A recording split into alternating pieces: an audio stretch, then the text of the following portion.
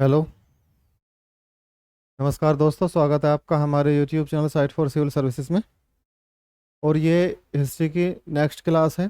जो आपके ऐतिहासिक स्रोत चल रहे हैं उसमें ऐतिहासिक स्रोत में हमने इससे पहले लगभग 100 सवाल के लगभग हम कर चुके थे, यानी कि जो डायरेक्ट फैक्चुअल सवाल थे वो लगभग 70-80 सवाल हम कर चुके हैं, और इसमें भी लगभग 15 सवाल हम कर चुके हैं। ठीक है, तो इससे आगे बढ़ते हैं।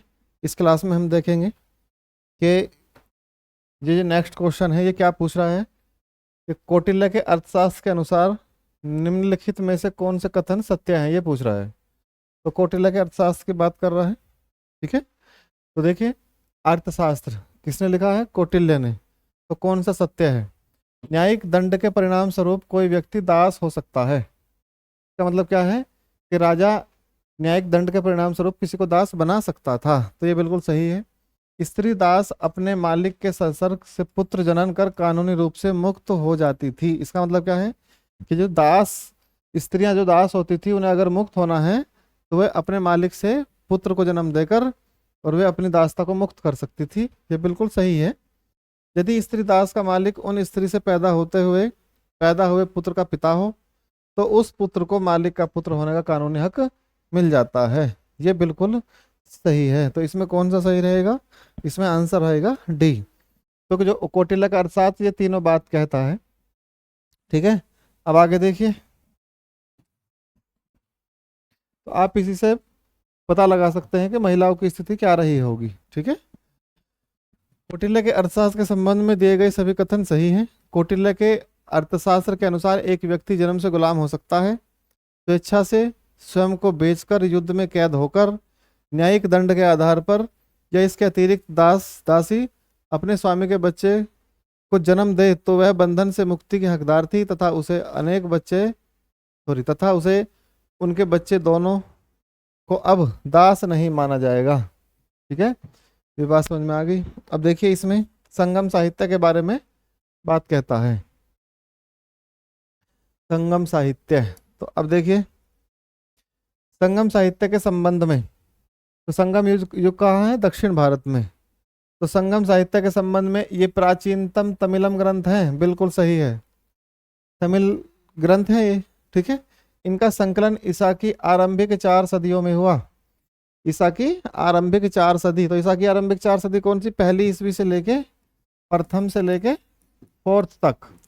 ठीक है, तो इनका संकलन हुआ है। ठीक, संगम साहित्य के कितने पद हैं? 30,000 पंक्तियों में मिलते हैं। उनके जो पद हैं वो कितनी पंक्ति मिलते हैं? 30,000 में। तो ये भी सही है और ये भी सही है। तो इसमें कौन सा हुआ? सी सही रहेगा इसमें।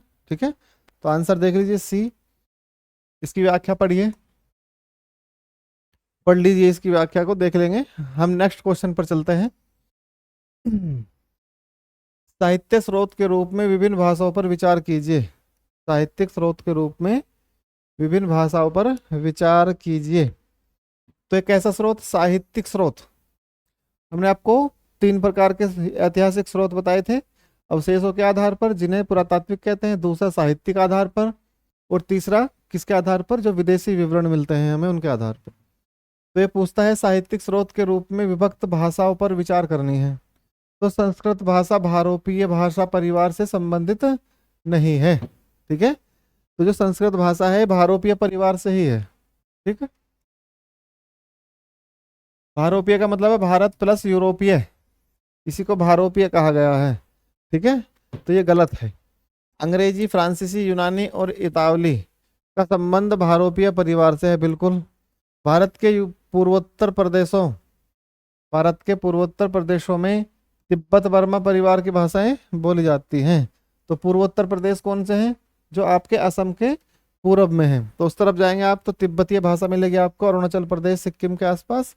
और जो आपका नागालैंड, मणिपुर, सिक्किम और आपका मिजोरम वगैरह है, वहाँ पर कैसी बर्मा परिवार की भाषाएं बोली जाती हैं। तो ये ठीक है।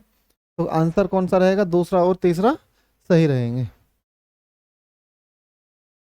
दिए गए कथनों में से कथन 2 और 3 सही है। इसकी आपको हमने आपको इसकी पूरी व्याख्या दी है, इसको आप पढ़ सकते हैं। ठीक है, भारत की भाषाएं जैसे असमिया, गुजराती, हिंदी, कश्मीरी और सिंधी, फारसी तथा यूरोप की भाषाएं जैसे अंग्रेजी, जर्मनी, फ्रांसीसी आदि संबंध हैं। इन्हें एक भाषा परिवार इसलिए कहा जाता है क्योंकि आरंभ में उनमें कई शब्द एक जैसे थे। समझ रहे हैं ना इस बात को? अर्थात भारतीय उपमहाद्वीप में बोले जाने वाली भाषाएं और यूरोप में बोले जाने वाली भाषाओं के प्रारंभिक जो वर्ण हैं वो लगभग एक जैसे हैं। ठीक है ना? तो इसलिए इन्हें कौन सी भाषा कहते हैं? भारोपीय परिवार की भाषा कहते हैं। तो संस्कृत भी कैसी भाषा है? भारोपीय परिवार की है। तो भारतीय उपमहाद्वीप में दूसरे भाषा परिवारों की भी भाषाएं बोली जाती हैं। जैसे कैसे? यूनानी, इतावली, स्पेनिश आदि भाषाएं यूरोपीय परिवार से। उदाहरण के लिए पूर्वोत्तर प्रदेशों में तिब्बत बर्मा परिवार की भाषाएं बोली जाती हैं। ठीक, तो कथन एक सही नहीं है क्योंकि संस्कृत भाषा भारोपीय है, यानी कि भारत और यूरोपीय भाषा परिवार का हिस्सा है। ठीक, समझ में आ गया आपको? अब देखिए अगला सवाल। अब आपको ये मिलाना है इसमें। इसमें मिलाने में क्या, कौन सा सुमेलित नहीं है, ये देखना है आपको। तो ज्योग्राफी किसने लिखी? ज्योग्राफी जो बुक थी वो किसने लिखी? टोलमी ने। नेचुरल हिस्टोरिका किसने लिखी? बताइए। हेरोडोटस ने नेचुरल हिस्टोरिका, या सीयूकी? तो सीयूकी ने कौन सा लिखा? सीयूकी किसने लिखी? हंसांग ने। और इंडिका किसने लिखी? मेगस्थनीज ने। तो ये पूछ रहा है कि कौन सा इसमें सही नहीं है। तो ये कौन सी सही नहीं है? Natural Historica. देखिए नेचुरल हिस्टोरिका किसकी बुक है? बी सुमेलित नहीं है क्योंकि नेचुरल हिस्टोरिका पुस्तक की रचना हेरोडोटस ने नहीं बल्कि किसने की है? प्लिनी ने की है। ठीक है, ईसा की पहली शताब्दी में। ठीक, आगे देखिए। पुराणों के संदर्भ में आपको पुराणों के संदर्भ में निम्नलिखित कथनों पर विचार करना है और देखना है, बताना है कथनों में से कौन सा सही है। विष्णु पुराण पुराणों में मौर्य वंश की जानकारी मिलती है। ठीक है। वायु पुराण गुप्त वंश की शासन व्यवस्था पर प्रकाश डालता है।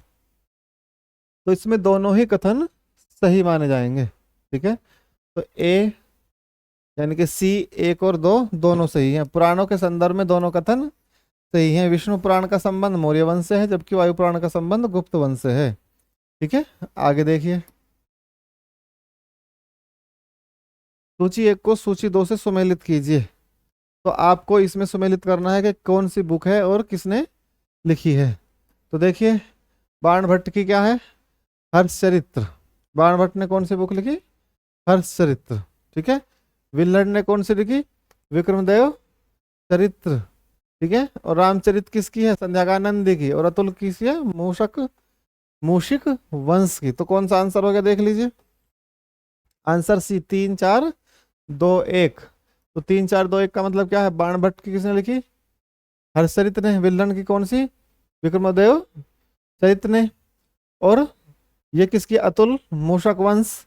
और संध्याकानंदी ने कौन सी लिखी है? रामचरित। ये रामचरित्र नहीं है, वो अलग है, ये रामचरित है। ठीक है, तो ये अलग है। आगे देखिए आंसर क्या रहेगा? सी। अब इतिहास लेखन में आगे देखते हैं। भारतीय इतिहास को प्राचीन, मध्य और आधुनिक कालों में विभाजित करने में समस्याएं भी हैं। निम्नलिखित में से यह समस्या कौन सी है? ठीक है, इसे देखते हैं। तो त्रिविभाजन भारतीय राज्यों की क्रमिक प्रगति को दर्शाता है। तो इसमें समस्याएं देखनी है हमें कि समस्या कौन सी है। तो त्रिविभाजन जो है, जो क्रमिक प्रगति है उसको दर्शाता है। तो ये तो कोई समस्या नहीं है। 3 काल भारतीय इतिहास को वर्णित करने के लिए अपर्याप्त हैं। ठीक है, ये भी समस्या नहीं क्योंकि तीनों काल पर्याप्त हैं। यह संकल्पना पश्चिम से ली गई है जहां आधुनिक काल विज्ञान, तर्कणा, लोकतंत्र, स्वतंत्रता और समानता से संबंधित है। ये समस्या है क्योंकि ये शब्द कहाँ से आए हैं? बाहर से आए हैं। लॉजिक, स्वतंत्रता, लिबर्टी, डेमोक्रेटी। ठीक है, इस तरीके से। तो भारतीय इतिहास में प्राचीन काल, मध्यकाल और आधुनिक काल में अंतर की स्पष्ट रेखाएं प्रतीत होती हैं। बिल्कुल सही है। तो इसमें आंसर कौन सा सही रहेगा? D, sorry C. तो आंसर सी इज राइट। तो भारतीय इतिहास को प्राचीन, मध्य और आधुनिक कालों में विभाजित करने में समस्याएं भी हैं। क्यों? क्योंकि जो आधुनिक काल का विज्ञान है उसे हम कैसे विभाजित करेंगे? आप जब देखते हैं कि जो पूर्व मध्य काल है तभी से ही वैज्ञानिक चीजें आने लगी हैं, तकनीकी शुरू हो गई है। ठीक, जैसे चरखे का आविष्कार हुआ है, तकली का आविष्कार हुआ है, उसके बाद फिर आप देखेंगे कि घोड़े की नाल का आविष्कार हो गया, इस तरीके से लड़ने के युद्धों के हथियारों का आविष्कार हुआ है। ठीक, तो इस तरीके से चाक को अच्छे से और डेवलप कर लिया गया है। तो इस तरीके से हम इसे तकनीकी को विभाजित नहीं कर सकते, लोकतांत्रिक व्यवस्थाओं को विभाजित नहीं कर सकते, स्वतंत्रता को नहीं इस तरीके से देखा जा सकता, बांटा जा सकता। तो यही समस्या है। ठीक है, आगे देखिए। 19वीं शताब्दी के मध्य में ब्रिटिश इतिहासकारों ने भारत के इतिहास को 3 कालों में विभाजित किया, हिंदू भारत, मुस्लिम भारत और ब्रिटिश भारत। इस विभाजन का क्या आधार है? देखिए, मैंने ये सवाल आपको जब पिछली क्लास कराई थी, जो पहली वाली हिस्ट्री की पहली, उस क्लास में मैंने आपको विस्तार से समझाया था इसके बारे में कि क्यों इसका इस तरीके से विभाजन किया गया। क्योंकि ब्रिटेन क्या चाहता था? अपना साम्राज्यवादी विस्तार को मजबूत करना चाहता था। तो यह इस विचार पर आधारित है कि शासकों का धर्म महत्वपूर्ण ऐतिहासिक परिवर्तन था। ये तो बिल्कुल गलत है। ठीक है, तो इसमें क्या पूछ रहा है, सही है गलत, किस आधार पर किया जाता है? इंग्लैंड का इतिहास भी इसी रूप में लिखा गया है। ठीक है, देखिए ये क्या कहता है। 19वीं शताब्दी के मध्य में ब्रिटिश इतिहासकारों ने भारत के इतिहास को 3 कालों में विभाजित किया। तो यह इस विचार पर आधारित है कि शासकों का धर्म एक महत्वपूर्ण ऐतिहासिक परिवर्तन था। हाँ बिल्कुल। कैसे? जो प्राचीन भारत है उसको इन्होंने क्या कहा? हिंदू काल कहा है, हिंदू भारत कह सकते हैं, क्योंकि वहां पे हिंदू धर्म या उससे संबंधित धर्मों को मानने वाले लोग थे। फिर बीच में मध्यकाल आया तो उसको इन्होंने किसके धर्म के आधार पर ही बांटा? उसे इन्होंने मुस्लिम काल कहा, क्योंकि उस समय के जो शासक थे वो अधिकतर मुस्लिम धर्म से संबंधित हैं। ऐसे ही फिर ब्रिटिश भारत, तो ब्रिटिश भारत का मतलब क्या है? उस समय जो शासक व्यवस्था है वो कंपनी है, तो इन्होंने किसको? उसे ब्रिटिश भारत कहा। तो इसमें ए सही रहेगा। प्राचीन दक्षिण भारत में संगम साहित्य के बारे में निम्नलिखित कथनों में कौन सा सही है? तो ये संगम साहित्य की बात कर रहा है, तो हमें इसमें देखना है कि कौन सा सही है। देखिए, संगम कविताओं में भौतिक संस्कृति का कोई संदर्भ नहीं है, तो ये तो गलत शब्द है। भौतिक संस्कृति का कोई संदर्भ नहीं है, ऐसा नहीं माना जा सकता। उसमें भौतिक चीजों को दर्शाया गया है। देखिए, ये आईएएस प्री 2022 में ही पूछा गया सवाल है। ठीक है, तो वर्ण का सामाजिक वर्गीकरण संगम कवियों को ज्ञात था, ये बिल्कुल सही है। संगम कविताओं में समर शौर्य का कोई संदर्भ नहीं है, ये गलत है। संगम साहित्य में जादुई ताकतों को असंगत, असंगत का मतलब उसे उनका खंडन किया गया है, तो ये तो गलत है ही है, क्योंकि वो तो ज्यादा ही इस पे विश्वास रखते थे। तो इसमें कौन सा सही रहेगा? आंसर बी इज करेक्ट, तो आंसर बी रहेगा। ये व्याख्या मैं रोक देता हूं, तो आप चाहे तो इसका स्क्रीनशॉट लेके देख सकते हैं, नहीं तो इसे पढ़ सकते हैं। अब देखिए, आपको देखना है कि निम्नलिखित में से कौन सा सुमेलित नहीं है।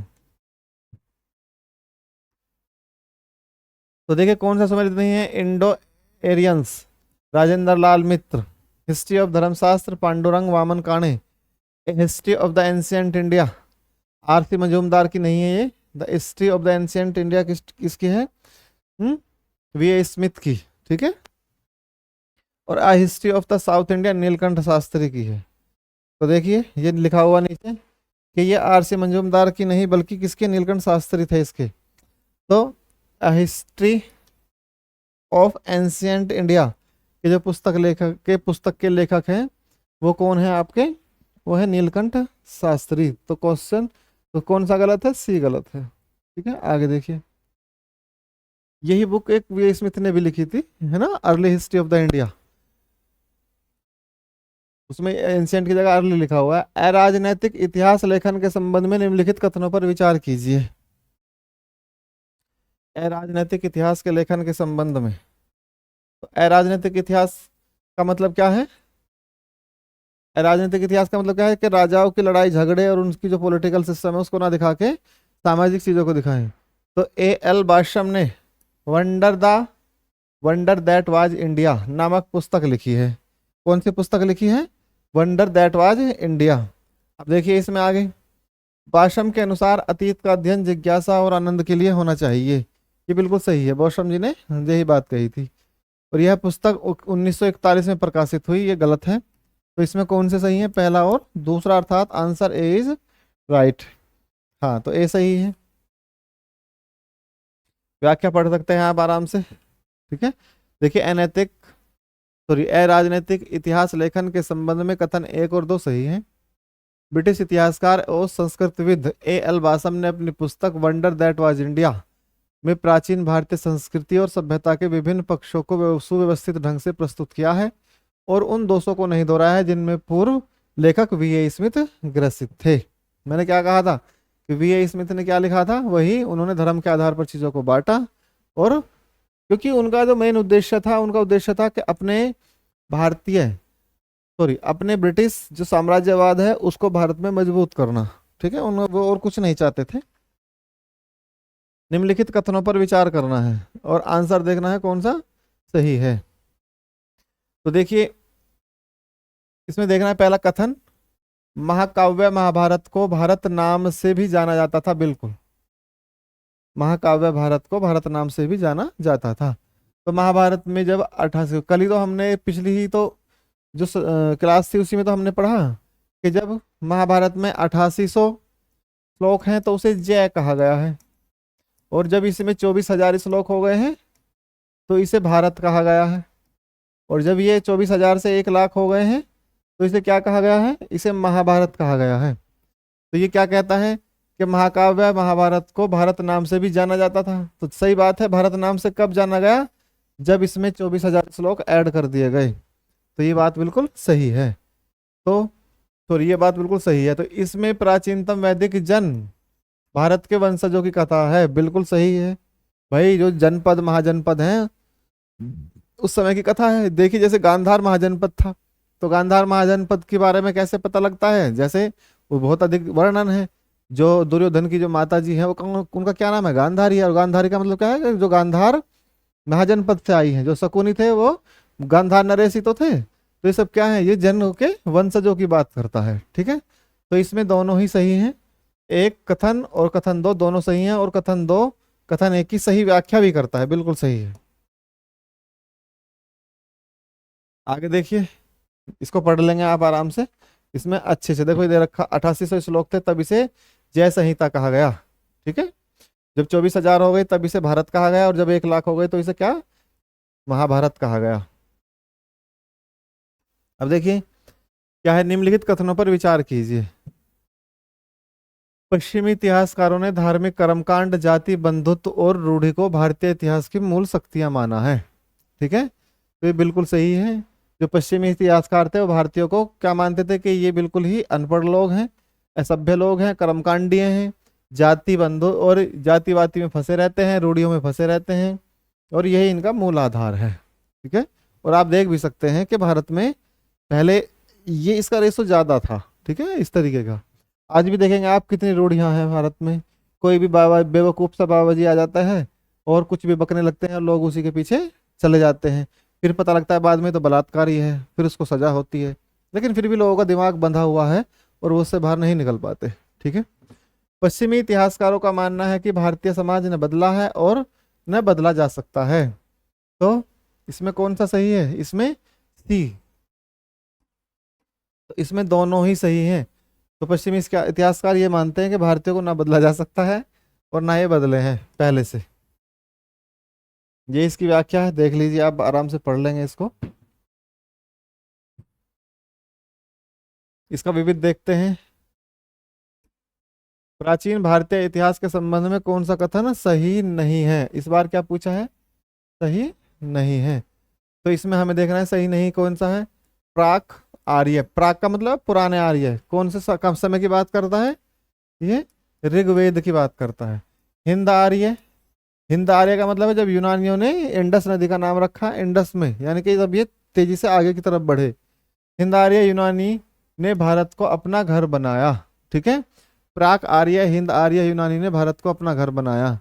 ये बात क्या है, ये बात गलत है। ठीक है, कौन सा सही नहीं है, तो इसके हिसाब से गलत है, वैसे ये क्या है, सही है।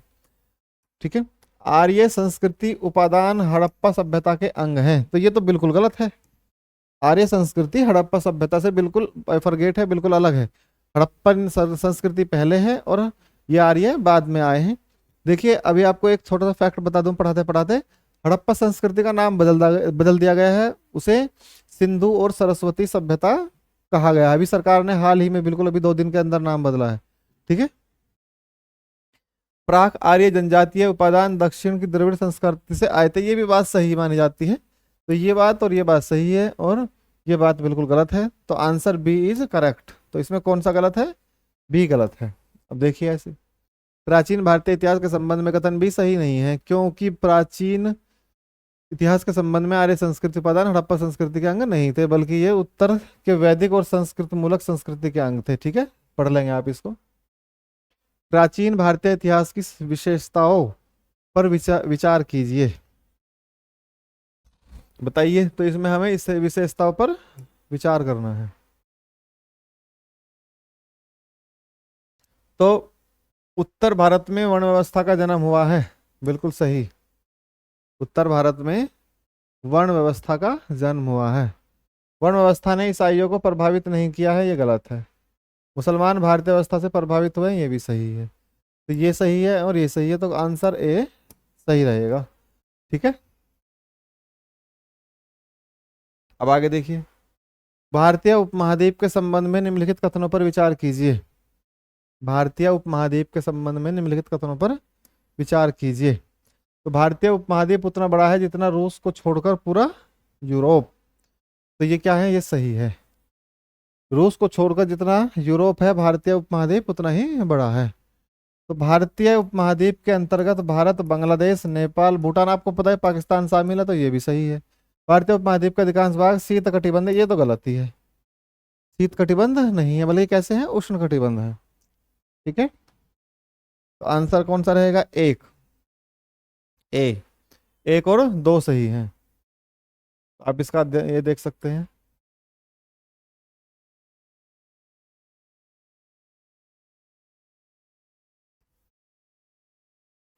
प्राचीन भारत में पश्चिमोत्तर सीमा के संबंध में कौन सा कथन सत्य है?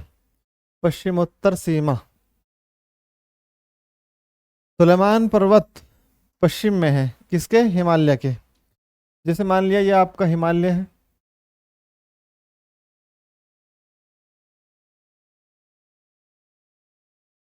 तो जैसे ही ऐसे आएंगे, ये आपका हिमालय पर्वत है, ये भारत भारत है, और ये आपका हिमालय पर्वत है। तो ये सुलेमान श्रेणी कहाँ है? ये सुलेमान श्रेणी है। सुलेमान, किरथर आपने सुनी होगी। ठीक, तो सुलेमान भारत के पश्चिम में स्थित है, बिल्कुल हिमालय के। तो सुलेमान पर्वत श्रृंखला बलूचिस्तान में किरथर से जुड़ी हुई है। किससे जुड़ी हुई है? किरथर से। तो पश्चिम में किरथर से जुड़ी हुई है, बल्कि कहाँ से? पश्चिम में नहीं, बल्कि किसमें? दक्षिण में। और बोलन दर्रे से प्रभावित, सॉरी, बोलन दर्रे से प्रागैतिहासिक काल से ही आवागमन होता था, और ईरानी आक्रमण बोलन दर्रे से जुड़ा हुआ था। ठीक है, तो इसमें कौन सा आंसर है? आंसर रहेगा ए। अच्छा, इसमें क्या पूछा था? कौन सा कथन सत्य नहीं है? तो सुलेमान पर्वत हिमालय के पश्चिम में स्थित है, तो ठीक तो है। गलत इसमें क्या है? प्राचीन भारत में पश्चिमोत्तर सीमा के संबंध में कथन ए सत्य नहीं है। अच्छा, प्राचीन भारत की बात करता है। हाँ, प्राचीन भारत में क्वेश्चन सही से नहीं पढ़ा था, इसको देख लेंगे। क्वेश्चन को सही पढ़ना बहुत जरूरी होता है। तो प्राचीन भारत में पश्चिमोत्तर सीमा के संबंध में, तो ये भारत की पॉलिटिकल सीमा की बात कर रहा है। हम ज्योग्राफी में चले गए थे। ठीक, सुलेमान पर्वत जो है श्रेणी, सुलेमान और किरथर जो हैं, वो आपके हिमालय के पश्चिम में ही पड़ती है, ये बात सही है, क्योंकि ज्योग्राफिकल रूप से सही है। लेकिन प्राचीन भारत का मतलब क्या है? कि जब भारत प्राचीन काल में जो पॉलिटिकल सिस्टम था भारत का, राजाओं की जो सीमा मिलती थी, उसकी बात कही गई है। तो ये उसमें नहीं आएगा, ये उसमें उत्तर में आ जाएगा, क्योंकि सुलेमान पर्वत हिमालय के पश्चिम में नहीं बल्कि दक्षिण में स्थित है। देखिए, इसे आप ऐसे समझिए, ये क्या कहते हैं? सुलेमान पर्वत हिमालय के पश्चिम में नहीं दक्षिण में स्थित है।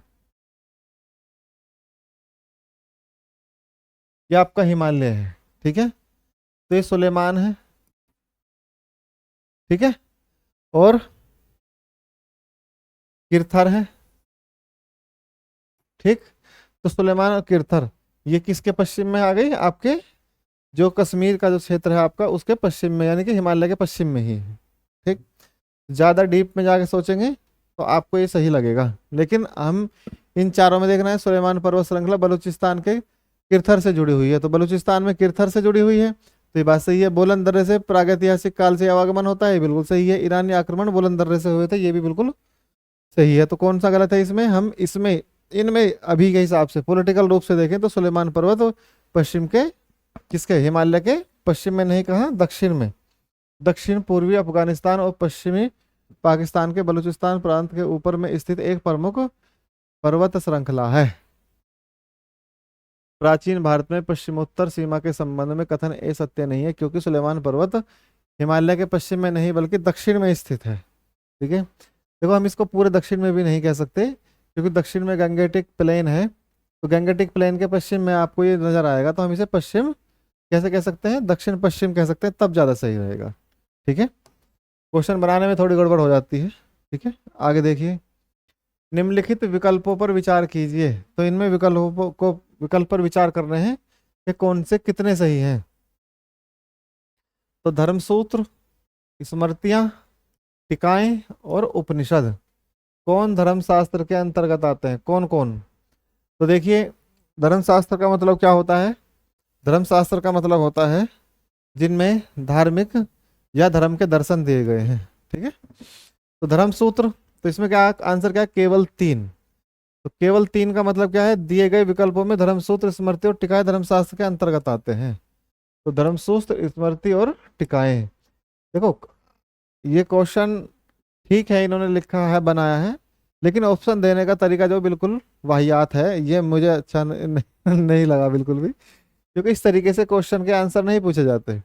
देखिए क्या पूछ रहा है, कौन धर्मशास्त्र के अंतर्गत आते हैं, तो इसमें क्या लिखा, केवल 3। तो केवल 3 से क्या मतलब है, दिए गए विकल्पों में धर्मसूत्र, स्मृति और टिकाएं। तो धर्मसूत्र, स्मृति और टिकाएं धर्मशास्त्र के अंतर्गत आते हैं। तो इसमें केवल 3 कैसे हो सकता है, कि केवल 3 का मतलब क्या है कि टिकाएं। ठीक है, तो इसमें आंसर क्या होना चाहिए कि 1, 2 और 3। इसमें आंसर ऐसे बनता, केवल 1, केवल 2, 1, 2 और 3। तो ये तीनों, पहला, दूसरा और तीसरा, ये किसके अंतर्गत आते हैं, ये आपके धर्म सूत्रों के अंतर्गत आते हैं। ठीक है, धर्मशास्त्रों के अंतर्गत। आगे देखिए, 44, विदेशी विवरण से निम्नलिखित कथनों पर विचार कीजिए। यवन लोग पोतों पर आते सोना देकर सूखा अंजीर खरीदते थे और स्थानीय लोगों को सुरा और दासियां पहुंचाते थे। ठीक है, तो इसमें क्या देखना है, कौन सा कथन सही है। तो यवन लोग कौन है, जो विदेशी यूनानी लोग आते थे। तो यवन लोग पोत का मतलब जहाजों पर आते थे, सोना देकर यानी भारतीयों को सोना देके अंजीर लेते थे और स्थानीय लोगों को सुरा, शराब देते थे और दासियां पहुंचाया करते थे। यवन लोग स्थानीय लोगों को सुरा और दासियां पहुंचाते थे। कावेरी पट्टनम का नाम या कावेरी पट्टनम का बंदरगाह के रूप में समृद्धिपूर्ण विवरण मिलता है। तो आंसर क्या है, बी, केवल 2। तो इसमें कौन सा सही है, केवल दूसरा सही है, सुरा और दासियां पहुंचाते थे। विदेशी विवरण से संबंधित केवल 2 कथन, 2 और 3 सही है। इसमें केवल 2 कथन, 2 और 3 सही है। तो इसमें 2 और 3 सही है। देखो फिर ये वही वाहियात तरीका इन्होंने अपनाया है। ठीक है, आपके बारे में इसको खुद से ठीक करके लाऊंगा। ठीक है, विदेशी विवरण से संबंधित केवल 2 कथन कौन कौन से, दूसरा और तीसरा सही है, पहला गलत है। ठीक है, आगे देखिए,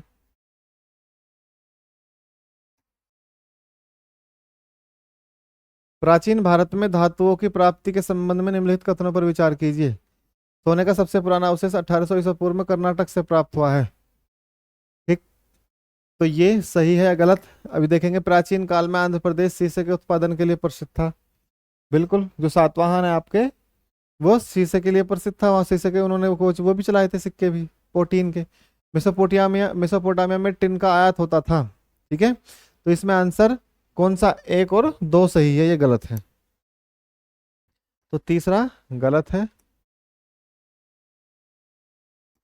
आंसर सी सही है, यानी कि ये वाला। तो ये गलत है, ये भी सही है और ये भी सही है। इसकी व्याख्या पढ़ लीजिए नीचे। प्राचीन भारत में धातुओं की प्राप्ति के संबंध में कथन 1 और 2 सही है। प्राचीन भारत में सोना यानी कि कर्नाटक की खानों से प्राप्त किया जाता था। सोने का सबसे प्राचीनतम अवशेष 1800 ईसा पूर्व के आसपास कर्नाटक में नवपाषाण युगीन स्थल से मिलता है। सोने का नियमित प्रचलन ईसा की 5वीं सदी में हुआ। कोलार कर्नाटक के गंगवंशियों की प्राचीनतम राजधानी थी। ये याद रखनी है आपको कि गंगवंशियों की प्राचीनतम राजधानी थी। प्राचीन काल में आंध्र प्रदेश सीसा के उत्पादन के लिए प्रसिद्ध था। इसी कारण आंध्र प्रदेश पर शासन करने वाले सातवाहन वंश के राजाओं ने बड़ी संख्या में सिक्के सिक्के चलाए। किसके? शीशे के। मैंने अभी बताया था आपको। अब आगे देखिए 36वां, वैदिकोत्तर संस्कृति। वैदिकोत्तर संस्कृति का मतलब वैदिक संस्कृति के बाद की बात कर रहा है, जो मुख्यतः लोहे प्रयोग पर आश्रित थी। बिल्कुल वही उत्तर वैदिक काल में। देखो वैदिक काल, उत्तर वैदिक काल और फिर ऐतिहासिक काल का जो प्रारंभ आता है, मतलब जो आपकी 6ठी शताब्दी से पूर्व का जो काल आता है, तो उसमें लोहे का उपयोग होना शुरू हो जाता है। ठीक है, तो इसका मुख्यतः विकास किस क्षेत्र में हुआ? तो मध्य गंगा घाटी में। ठीक है, तो मध्य गंगा घाटी कौन सा है? आपका मगध और उसके आसपास का क्षेत्र जो है। ठीक, वैदिकोत्तर संस्कृति लोहे के प्रयोग पर आश्रित थी। इसका विकास मुख्यतः मध्य गंगा घाटी में हुआ। वैदिक संस्कृति का उद्भव पश्चिमोत्तर प्रदेश पंजाब में हुआ। मगध राजवंश के उदय का प्रमुख कारण लोहे का नियमित प्रयोग था। मैंने अभी क्या बताया? ये मगध की जो बात करता है, और मगध जो एक साम्राज्यवादी शासन स्थापित कर सका और अखिल भारतीय धारणा को प्रभावित और प्रेरित कर सका, उसके पीछे किसका उपयोग है? लोहे का ही उपयोग है, ध्यान रखना। ठीक है, भारत के भौगोलिक ढांचे के संबंध में निम्नलिखित कथनों पर विचार कीजिए। उत्तर में ताप्ती यानी कि दमनगंगा और दक्षिण में भीमा के बीच का प्रदेश महाराष्ट्र के रूप में पहचाना जाता है। ठीक है, बिल्कुल सही है। ये किसके रूप में पहचाना जाता है? महाराष्ट्र के रूप में। तो आप महाराष्ट्र को कैसे मान सकते हैं कि उत्तर में ताप्ती नदी है, देखा ना, जो आपकी नर्मदा, नर्मदा के नीचे फिर ताप्ती आएगी, और दक्षिण में भीमा, और दक्षिण में जो भीमा नदी है उसके बीच के प्रदेश को महाराष्ट्र के रूप में पहचाना जा सकता है। उत्तर में भीमा और ऊपरी कृष्ण तथा दक्षिण में तुंगभद्रा के बीच का प्रदेश कर्नाटक के रूप में पहचाना जाता है। बिल्कुल सही है। आपको देखने में लगेगा कि ज्योग्राफी के क्वेश्चन कहाँ से आ गए। ठीक है, लेकिन फिर ये क्या है? ये आपका प्राचीन भारत का जो ऐतिहासिक स्रोत है उसको फिर भी डिफाइन करते ही है। कैसे? समझिए इस बात को, इसकी व्याख्या पढ़िए।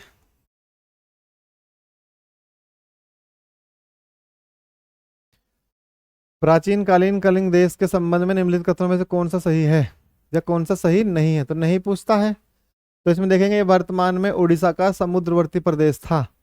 उसकी उत्तरी सीमा महानदी थी, उसकी दक्षिणी सीमा नर्मदा नदी थी। ये बिल्कुल गलत है। तो नर्मदा आपके किस तरफ है? नर्मदा तो आपके पश्चिम में है। और कौन सी बात कर रहा है? कलिंग की। और कलिंग कौन सा है? उड़ीसा। ठीक है, तो ये महानदी के आसपास के क्षेत्रों की बात करता है। लेकिन इसमें ये सी, ये दक्षिण में सीमा जिसकी नर्मदा है, ये गलत है। ठीक है, उत्तरी सीमा महानदी है, बिल्कुल ठीक है। वर्तमान में उड़ीसा समुद्री प्रदेश था, बिल्कुल ठीक है। तो कलिंग जो प्रदेश था वो आज के किसके? उड़ीसा को प्रदर्शित करता है, प्रतिनिधित्व करता है। ऐतिहासिक स्रोत के रूप में उपलब्ध विश्व प्रसिद्ध कंधार के अभिलेख की लिपि क्या है? मैंने भी कंधार के बारे में बताया था आपको, महाभारत की मैं बात कर रहा था। तो कंधार कहाँ है? आपका पश्चिम में, उत्तर पश्चिम में। तो इसमें कौन सी लिपि होगी आपकी? अरमाइका और ब्राह्मी, यूनानी ब्राह्मी, देवनागरी तमिल और यूनानी अरमाइका। तो बिल्कुल सही बात है। इसमें कौन सी होगी? यूनानी और अरमाइका। यूनानी और अरमाइका। देखो देवनागरी नहीं होगी, ना ही तमिल होगी, क्योंकि देवनागरी बाद में विकसित हुई है, बहुत बाद में। और तमिल आपकी दक्षिण भारत की है।